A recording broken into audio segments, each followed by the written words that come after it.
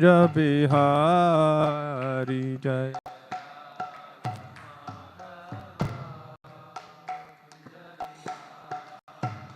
जय गोपी जन वल्लभ गिरिवरधारी जय।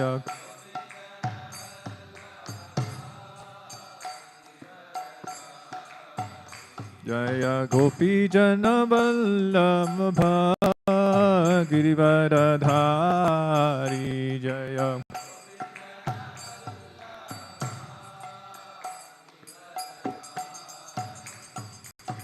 यशोदानंदन ब्रज जन रंजन।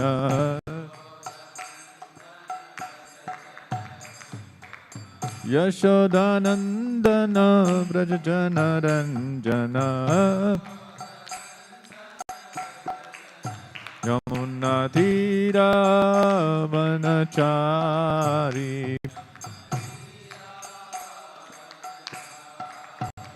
यमुना तीरा वनचारी।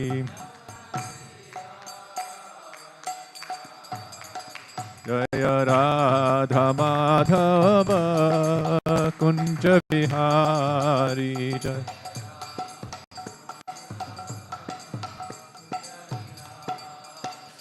हरे Krishna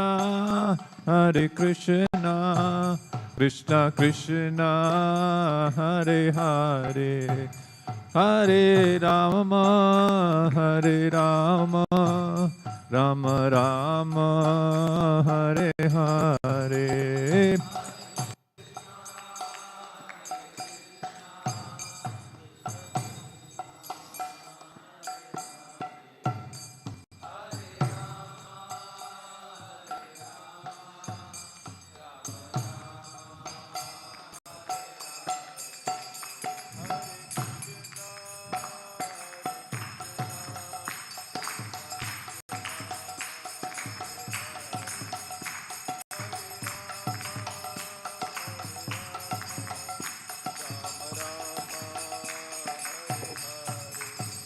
Hare Krishna, Krishna Krishna, Hare Hare, Hare Rama, Rama Rama, Hare Hare.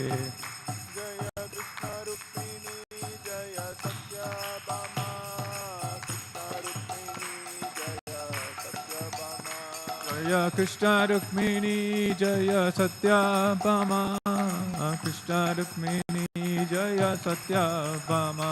Jaya Krishna Balaram, Jaya Krishna Balaram, Krishna Balaram, Jaya Krishna Balaram. Jaya Krishna Balaram, Krishna Balaram, Krishna Balaram, Jaya Krishna Balaram. Jaya Nitai Gauranga, Jaya Nitai Gauranga, Nitai Gauranga, Jaya Nitai Gauranga.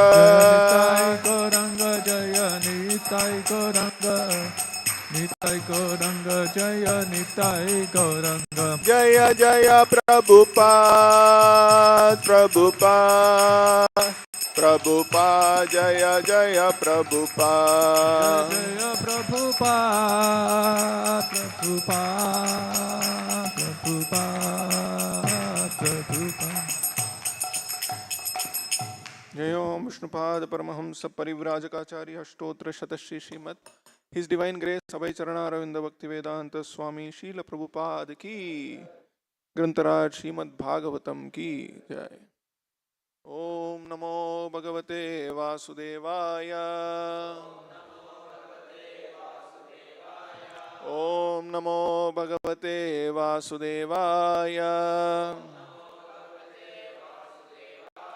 Om Namo Bhagavate Vasudevaya. Narayanam Namaskritya Naram Chaiva Narottamam Devim Saraswatim Vyasam Tato Jayam Mudiraye Nashta Prayeshu Abhadreshu नित्यं भागवत सेवया भगवती उत्तम श्लोके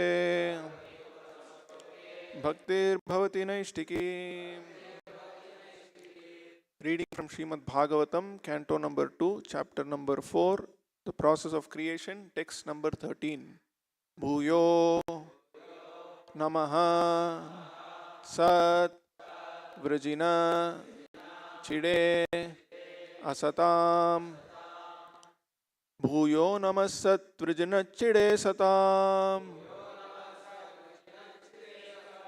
Asambhavaya Akhila Sattva Murtaye.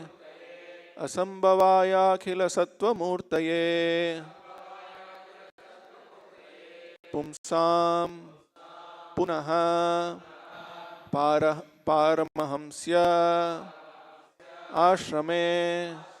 Pumsam Punah Paramahamsya Ashrame. Vyavasthitanam Anumrugya Dashushe.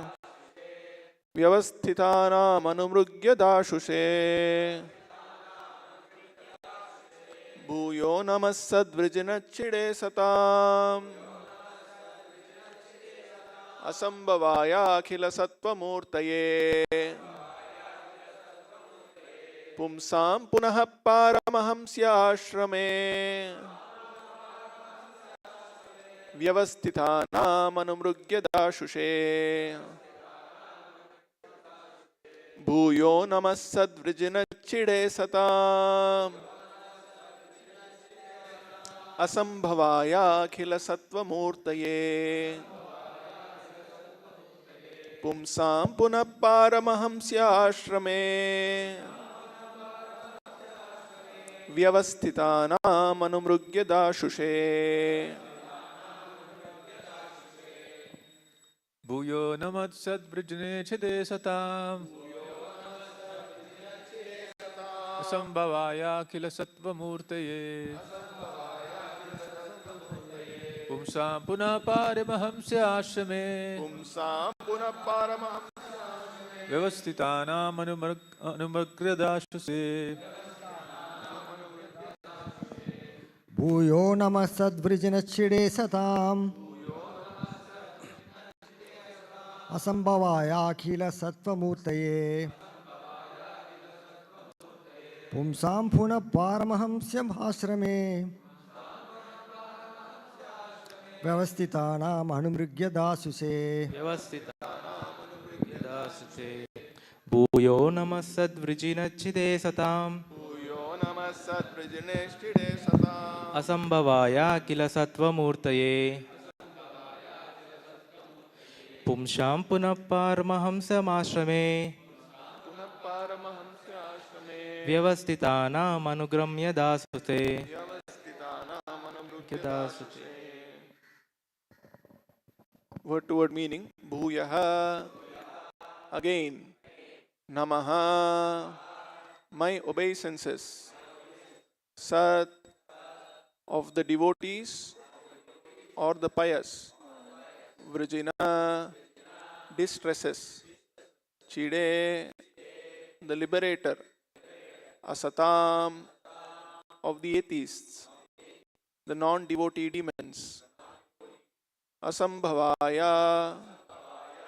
Cessation of further unhappiness. Akhila.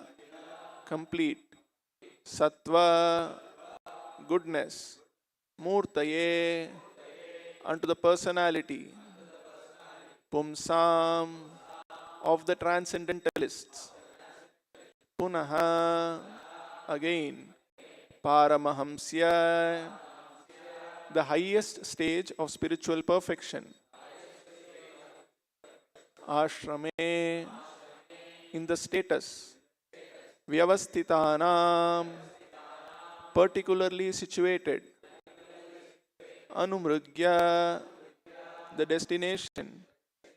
Dashushe. One who delivers.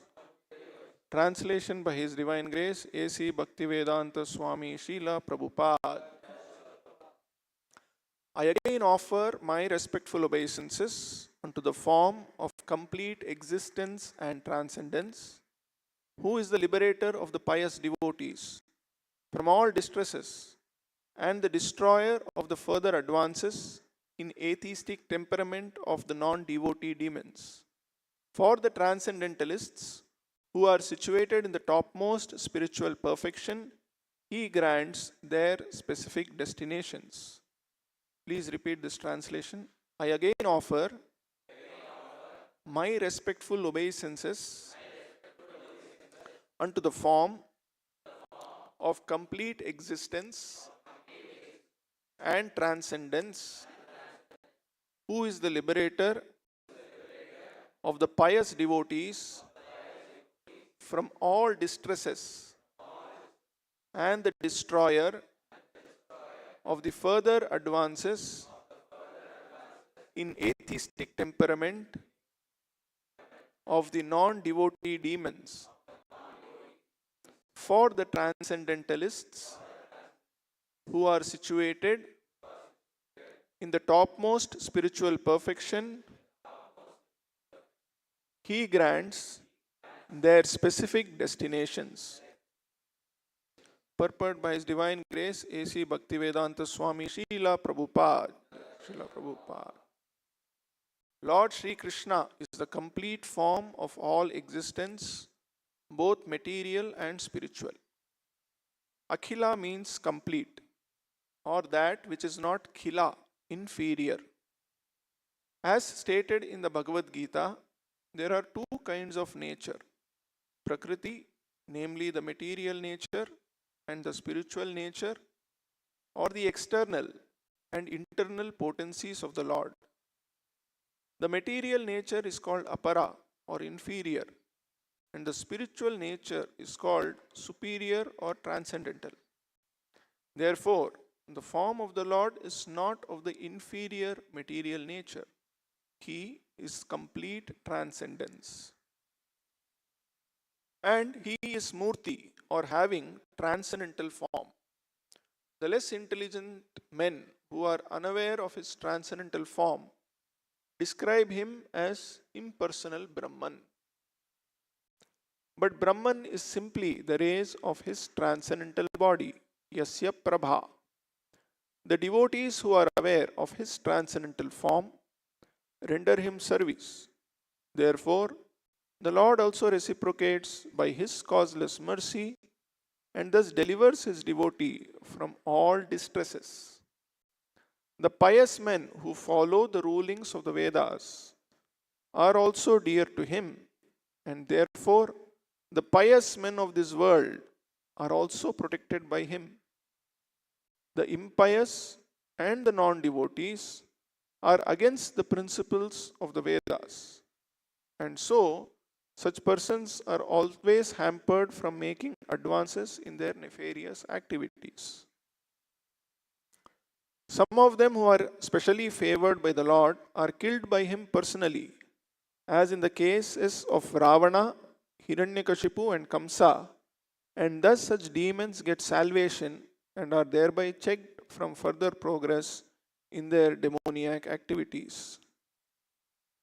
Just like a kind father, either in his favor upon the devotees or his punishment of the demons, he is ever kind to everyone because he is the complete existence for all individual existence. The Paramahamsa stage of existence is the highest perfectional stage of spiritual values. According to Srimati Kunti Devi, the Lord is factually understood by the Paramahamsas only. As there is gradual realization of transcendence from impersonal Brahman to localized Paramatma to the personality of Godhead, Purushottama, Lord Krishna, similarly, there is gradual promotion of one situation in the spiritual life of sannyasa, Kutichaka, Bahudaka, Parivrajaka, and Paramahamsa are gradual progressive stages in the renounced order of life, sannyasa. And Kunti Devi, the mother of the Pandavas, has spoken about about them in her prayers for Lord Krishna in Canto 1, Chapter 8. The Paramahamsas are generally found among both the impersonalists and the devotees, but according to Srimad Bhagavatam, as clearly stated by Kunti Devi, pure Bhakti Yoga is understood by the Paramahamsas, and Kunti Devi has especially mentioned that the Lord descends Paritranaya Sadhunam, especially to award Bhakti Yoga to the Paramahamsas. So ultimately, the Paramahamsas, in the true sense of the term, are unalloyed devotees of the Lord. Srila Jiva Goswami has directly accepted that the highest destination is Bhakti Yoga, by which one accepts the transcendental loving service of the Lord. Those who accept the path of Bhakti Yoga are the factual Paramahamsas.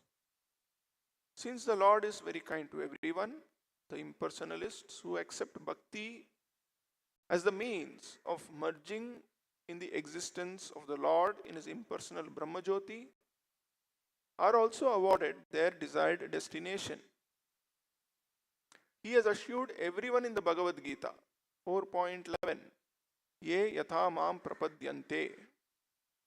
According to Srila Vishwanath Chakravarti, there are two classes of Paramahamsas, namely the Brahmanandis, impersonalists, and the Premanandis, the devotees, and both are awarded their desired destinations. Although the Premanandis are more fortunate than the Brahmanandis. But both the Brahmanandis and the Premanandis are transcendentalists, and they have nothing to do with the inferior material nature full of the existential miseries of life. Thus ends the Bhaktivedanta purport. Om Ajnanatimirandasya Jnananjanashalakaya Chakshurunmilitam Yena Tasmai Shri Gurave Namaha. Nama Om Vishnupadaya Krishna Presthaya Bhutale Srimate Bhaktivedanta Swamin Niti Namine. Namaste Saraswate Deve Gauravani Pracharine Nirvishesha Shunyavadi Paschatya Deshatarine. Jai Shri Krishna Chaitanya Prabhu Nityananda Shri Advaita Gadadara Srivasadi Gaura Bhakta Vrinda. Hare Krishna Krishna Krishna Hare Hare Hare Rama Rama Rama Hare Hare. We all would have heard the story of the 6 blind men and the elephant, right? So there were 6 blind men are taken in front of an elephant. They cannot see. So they were allowed to go near the elephant and experience for themselves what the elephant looks like. So these 6 people went around, and they were given an opportunity to touch the elephant, and they were very happy that we were able to come in close contact with an elephant and experience what an elephant actually feels like. So then they were asked, what is an elephant according to you? So one person, he said, the elephant is a very, very sharp object, like a spear. That is my experience of an elephant. Because he had gone near the elephant and he had touched the tusk. So the elephant has long, sharp tusks. He had touched the tusk and he said, elephant is a long spear. Then immediately another person said, hey, what are you saying? The elephant is actually like a thick, long snake, very soft and, like a snake. It doesn't have any bones and all. It is only full of muscle, very thick snake it is. Then the other person said, no. Both of you are wrong. The elephant is like a big wall. You go against it, you will bang your head against it. It's a very, very solid, strong wall. This is what an elephant is. Then the fourth person said, all the 3 of you are wrong. Actually, elephant is just like a rope, very, very thin and small. It is a very tiny rope. How can it be like a big wall? And then the last person, he said, no, no, no, elephant is just like a fan. You know, there is nothing more than that. It is just like a piece of cloth. You can touch it and feel it. So all of them started fighting.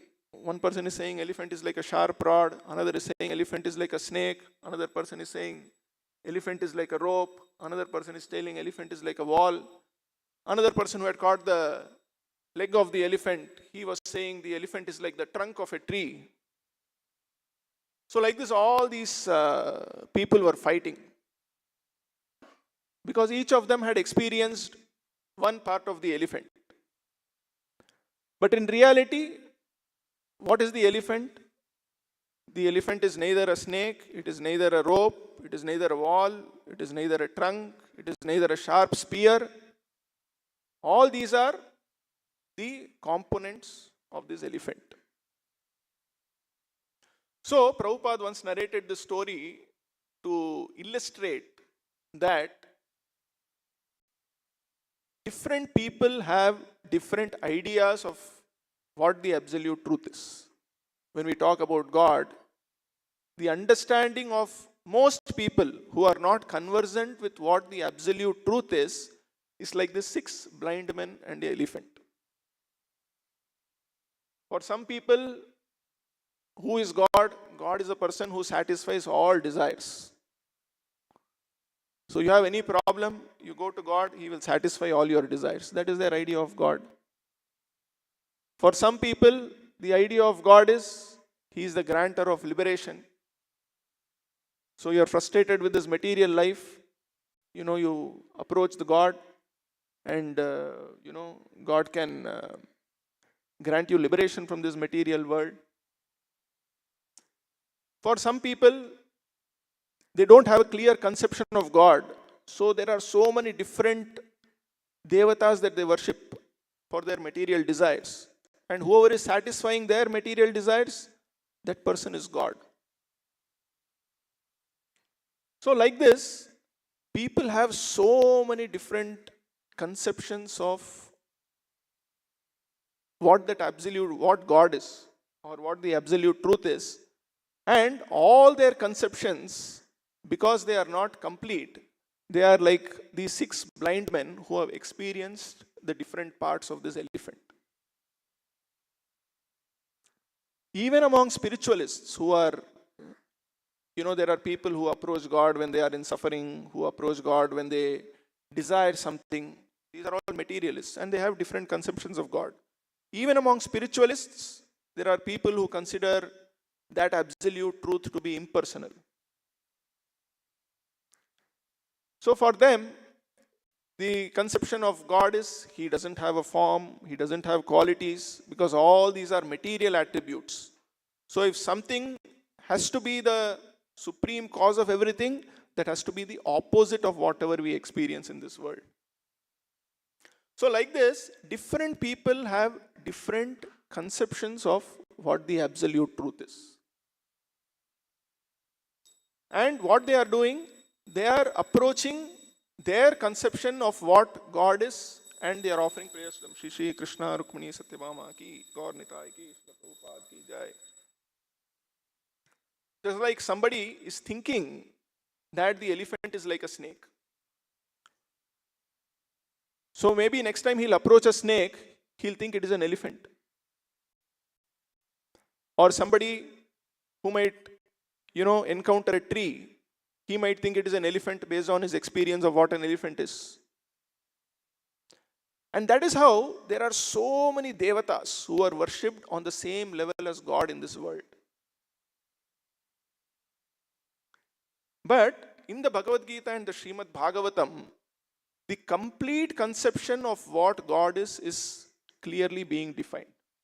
And that is what Shukadeva Goswami is also describing here. What the nature of that absolute truth is. So here Shukadeva Goswami is offering prayers to the Lord, saying, Namo Namaste Astu, Bhuyo Namassad Vrijane Chide Satam Asambhavaya Akhila Sattva Murtaye. So the Lord here is being addressed as Akhila Sattva Murtaye. That is, He is complete form of all existence, both material and spiritual. So how the Lord is being defined? He's defined as having a form which is not Khila, which is inferior, it is Akhila. Akhila here, Prabhupada is defining is as complete. So the Lord is being defined as Akhila Sattva Murtaye. His form is complete and it is not of the inferior nature. It is completely of the spiritual nature. And He is Murti, or having a transcendental form. So the first definition which Shukadeva Goswami is giving here is that this absolute truth, this Supreme Lord, He has got a transcendental form. And functionally, what is He doing? Here He is describing three things that the Lord is doing. First thing is Sat Vrijana Chide. He is removing the distress of all the devotees or the pious people. Pious people are people who are following the Vedas, and by following the Vedic practices, what is happening? The Lord is removing all their distresses. The second function that the Lord is performing here is Asambhavaya Kila Sadvrijane Chide Satam, and next is Asatam Asambhavaya. That is, of the asatas, who are the non-pious or the devotee demons, what is He doing? Asambhavaya. He is destroying their further advances in atheistic temperament. So the Lord is dealing with the non-devotee demons also. He is dealing with the pious people also. He is dealing with the non-devotee demons also. Both of them who are on the material platform. And further, Pumsam Puna Paramahamsi Ashrame Vyavasthitanam Anumrugya Dashushe. So, for the transcendentalists who are situated in the topmost spiritual perfection, He is granting their specific destination. And Prabhupada is explaining these Paramahamsas are of two categories. That is, Paramahamsas are people who are clearly able to distinguish between matter and spirit. So, these Paramahamsas are categorized into two categories. One, who consider the absolute truth to be the impersonal Brahman, and the other who consider the absolute truth to be a person. So here Shukadeva Goswami is explaining that the specific destination of both these kind of impersonalists is also being granted by the same Supreme Personality of Godhead. So from this definition, what we are understanding is that the person who is satisfying all the desires of the materialists, the person who is stopping all the nefarious activities of the atheistic kind of demons and is granting them their final destination, and the person who is satisfying the desires of the impersonalists who want to merge into the impersonal Brahman, and the person who is granting the desire of pure devotees who are worshipping Him as that Supreme Person, is one person only. It is not different people. It is the same single person who is playing an active role in the categories of all these different varieties of living entities. It is not a different person, it is one person. So this one person is described in the Upanishads very nicely. It says, Nityo nityanam chetanas chetananam eko yo bahunam yo vidadati kaman. This world is filled with two natures. There is only matter and spirit in this world. All that you see in this world can be categorized either into matter and spirit. Matter is temporary and spirit is eternal. Spirit has got consciousness. So this statement is telling, as far as those things which have consciousness is concerned, as far as those things which are eternal is concerned, they can be categorized only into two categories. Nityo, Nityanam, Chetanas, Chetananam. There is a singular eternal, there is a singular consciousness, there is a plural eternal, there is a plural eternal and there is a plural consciousness. Nityo Nityanam Chetanas Chetananam. So what is common among both these categories? Both are eternal and both have consciousness. But what is the difference? Eko yo bahunam yo vidadati kaman. These multiple living entities which have consciousness, which are eternal, they have a lot of desires. They have a lot of desires, kaman. What kind of desires they have? They have desire for material well-being. They have desire of being freed from distress. Some living entities just want to merge into the impersonal Brahman. And there are some living entities which only want to worship the Supreme Lord. They are not interested in liberation also. But anything that has got consciousness, anything which is eternal, has got desire. Different varieties of desire. Desire for liberation, desire for material needs, desire for freedom from distress, desire for worshipping the absolute truth. These are all the different varieties of desires that a person has got. So these multiple living entities have got multiple varieties of desires, but all these desires are satisfied by that singular eternal consciousness. One entity is only satisfying all these desires. It is not multiple entities which are satisfying all these desires. Eko yo bahunam vidadati kaman. So there is only one singular supreme absolute truth, and everybody else is only having different desires which are being satisfied by this singular absolute truth. So when these blind men are touching these different parts of the elephant, somebody is thinking that trunk is the elephant, somebody is thinking the leg is the elephant, somebody is thinking snake is the elephant, all of them are correct. As long as they know that all these are part and parcel of an entity called the elephant.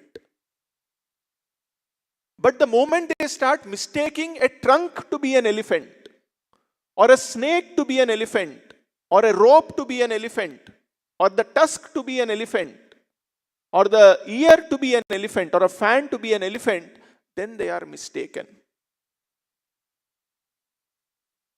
You see, there is a difference between both. To understand that all these are parts of an elephant is right understanding. But if a blind man who has touched the ear and thinks it looks like a fan, and when he touches a fan next time he says this is an elephant, he is wrong. Similarly, somebody, he comes in touch with the trunk of a tree, he touches it and thinks this is an elephant, again he is wrong. Somebody comes in touch with a snake, and he has an experience when he touched an elephant's trunk thinking it is like a snake, and he comes in touch with a snake and starts thinking this snake is an elephant, he is again wrong. So there is a fine difference, because many times, the so-called Paramahamsas who are worshipped as Paramahamsas, they use this verse of Bhagavad Gita which Prabhupada has quoted in this translation here. Ye yatha mam prapadyante tam sataiva bhajamyaham mama vartmanu vartante manushya, what is that? Manushya partha sarvacha. So they use this verse to say you can worship any form of the Lord. You can worship any of the Devata and your destination is the same. It is like going to a snake and thinking this snake is an elephant. Or you see a rope and say this rope is an elephant. Or you see a wall and say this wall is the elephant. But is the wall an elephant? Is the snake an elephant? Is the rope an elephant? So this is a very, very incorrect understanding by reading this verse of the Bhagavad Gita. Many people use this verse of the Bhagavad Gita to say you can worship any Devata and your destination is the same. Yatomat tatopat. You cannot get the same benefit of approaching an elephant by approaching a snake or a wall or a fan or a rope or a spear, right? Similarly, you cannot get the same benefit of approaching Krishna by approaching any other devata. It is not possible. That is why in the 7th chapter of the Bhagavad Gita, Krishna, the chapter itself is titled as knowledge of the absolute. This entire chapter gives very, very clear definition of what is the nature of that absolute truth and how everything else falls short of that definition of absolute truth. So if you look at the beginning of that chapter itself, Krishna says, Maya sakta manapartha yogam yunjan madashrayah asamshayam samagram mam yatha gyasasi tachrunu.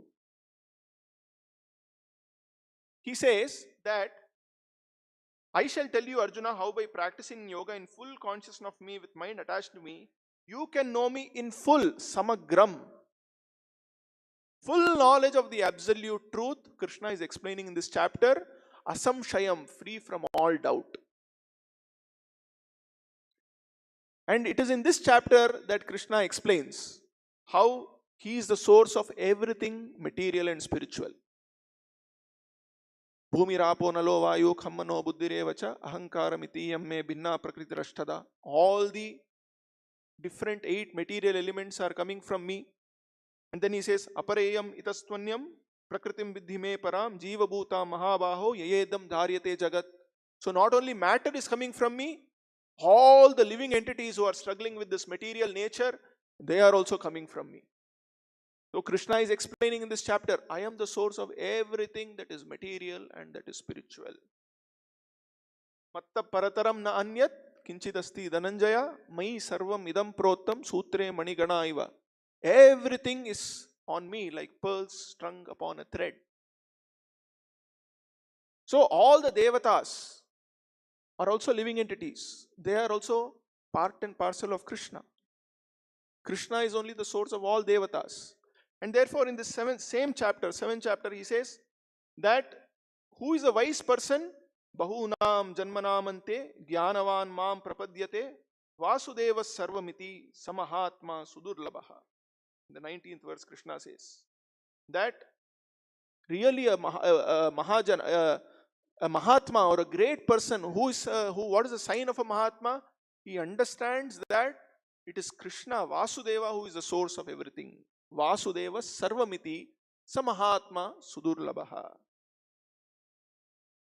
And further, after this he goes on to say, but there are other people who are not Mahatmas.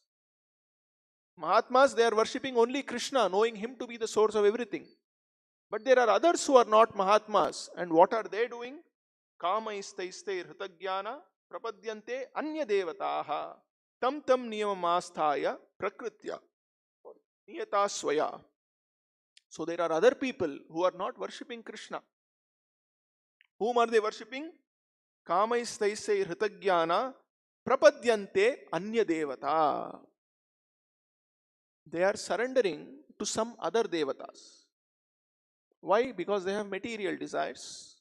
Hritaggyana. But even though they have material desires, when they are worshipping other devatas, how is Krishna defining them? He is defining them as Hritaggyana, people of less intelligence. Because tam niyamamastaya prakritya niyatasvaya. Because out of their nature, they are worshipping these different devatas. But yo yamyam tanum bhaktaha shraddayarchitum ichchati tasya chalam shraddam tameva vidadamyaham. Why they are people of small intelligence? Because Krishna says, I am in everyone's heart as the super soul. As soon as one desires to worship the demigods, I make his faith steady so that he can devote himself to some particular deity. So that desire to worship a certain devata is also being fulfilled by Krishna only. And he says, men of small intelligence worship the devatas and their fruits are limited and temporary. Those who worship the devatas go to the planet of demigods, but my devotees ultimately reach my supreme planet. Before that he says, endowed with such a faith, he seeks favors of a particular demigod and obtains his desires. But in actuality, these benefits are bestowed by me alone. So even though such less intelligent people are approaching so many different devatas, who is actually satisfying these desires? It is Krishna only who is satisfying these desires. So one category of these less intelligent people are the worshippers of the Devatas. And then Krishna defines there is another category of people who are not the Mahatmas. Who are they? Avyaktam vyaktimapannam manyante mam abuddhayaha param bhavam ajananto mamavya manuttamam. So he says, unintelligent men who know me not think that I have assumed this form and personality. Due to their small knowledge, they do not know my higher nature, which is changeless and supreme. So such people, they worship the impersonal Brahman because they think the absolute truth is formless. This formless Brahman has assumed a form, and that is only Krishna. So the absolute truth is the impersonal Brahman. So this is also another category of people whom Krishna is not considering as Mahatma in the 7th chapter of the Bhagavad Gita. So until one comes to this understanding of Krishna as the source of everything, his knowledge is not complete. So what the Bhagavatam is telling is, in the 2nd chapter, 3rd canto, Bhagavatam says, you may be any category of person. Maybe you have material desires, maybe you have desire for liberation, or you don't have any desire at all. Your desire is only to worship the Lord. No problem, whatever category you might be, please don't approach anybody else. You approach only Krishna.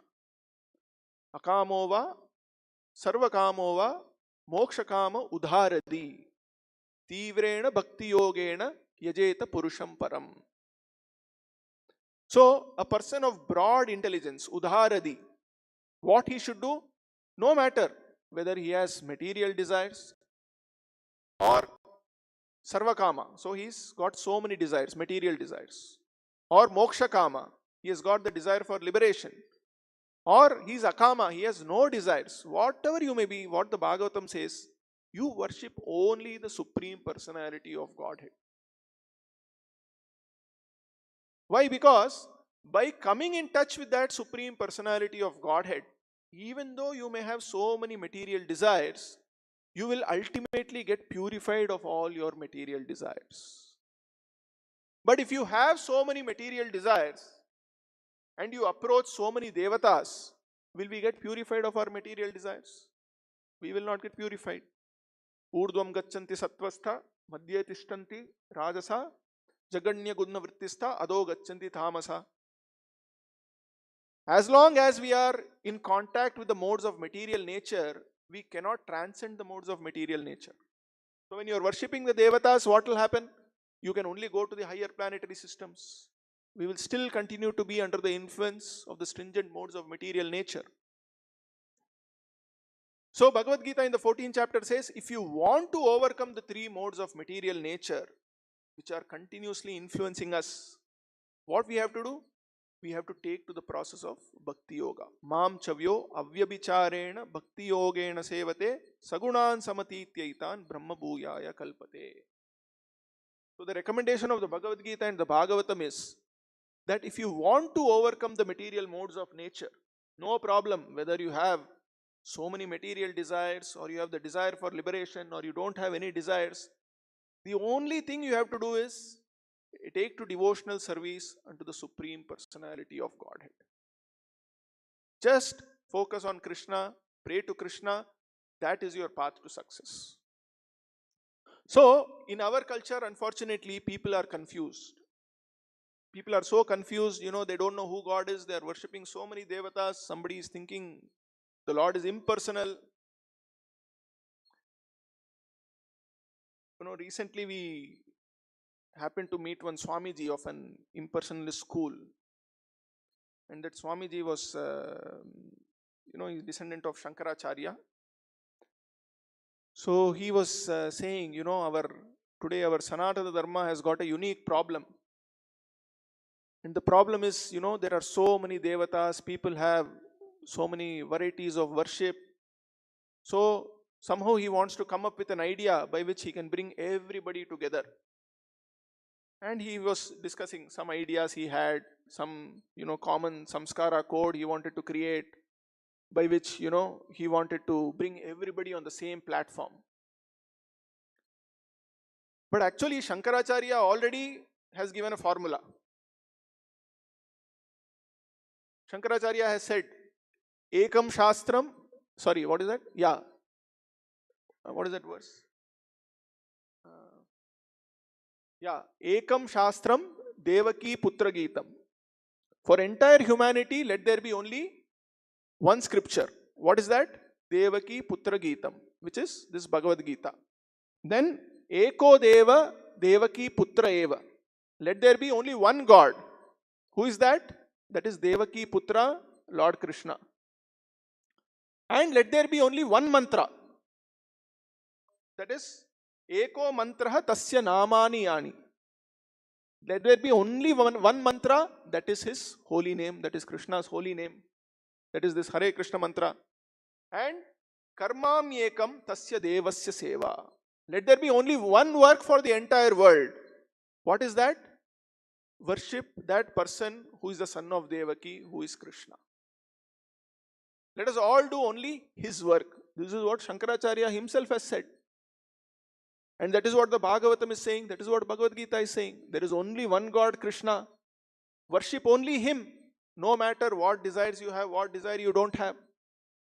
And chant only his holy name. Hare Krishna, Krishna Krishna, Hare Hare, Hare Ram, Ram Ram, Hare Hare. And engage only in his service. So, the solution to all these things is what Prabhupada has given us. He has created an institution. And in this institution, what is happening? There is only one Shastra we read. Ekam Shastram Devaki Putra Geetam. Right? We are reading only from Bhagavad Gita and Srimad Bhagavatam. And we are worshipping only that one Supreme Lord who is the son of Devaki, Lord Krishna himself. And whoever comes, we are also teaching them, you worship only this one Supreme Lord who is the source of everything. And whoever comes, we are making them chant Krishna's name only. Hare Krishna, Krishna Krishna, Hare Hare, Hare Ram, Ram Ram, Hare Hare. And whose work are we doing here? We are only doing Krishna's work. And we are trying to engage everybody. We are going out, collecting donations, so that hard-earned money of people, they are engaging themselves in Krishna service. So that's why Prabhupada created this International Society of Krishna Consciousness. So when Prabhupada wanted to establish this institution, people suggested that instead of Krishna, you use the word God. They said God is a more, generic term. People will identify. Krishna means they will not identify. Then Prabhupada said, no. If God has got a name, that name has to be Krishna. So people have to know that God means it is Krishna. So, if we should not get misled, like these blind men, into thinking that snake is also an elephant, wall is also an elephant, spear is also an elephant, or rope is also an elephant. Like that, if people should not be misled, then the only solution for them is to read this Bhagavad Gita as it is. Read the books given by Srila Prabhupada, which very clearly is giving this clear distinction between so many different personalities being described in this Vedic literature. If we don't listen from Prabhupada who's coming in the parampara, if we don't listen from a bona fide source who's coming in the parampara, then like these 6 blind men, we can completely get lost. So therefore, as Shukadeva Goswami is offering his respects to the Supreme Lord here, who is described as the complete form of existence and transcendence, who is the liberator of the pious devotees from all distress, who is the destroyer of the demons, and who is the one who is granting the destination of all transcendentalists. Similarly, we also should engage all categories of people. We sometimes feel that this person might not take up to Krishna consciousness. He is a very materialistic person. He is an impersonalist, Mayavadi. It doesn't matter. Because ultimately all their destinations is being granted by Krishna only. So for us, the entire world is open. We can approach anyone, and all of them, we can connect them to Krishna. And this is why Prabhupada set up this institution. So all of us, we worship Krishna, and we should engage everybody in worshipping Krishna, by which, irrespective of where they are situated, whether they have material desires, whether they desire liberation, whether they desire bhakti, by coming to this platform, they will be assured of perfection in their lives. With this, we'll stop here. Grantaraj Srimad Bhagavatam ki, Vishwaguru Srila Prabhupada ki jai.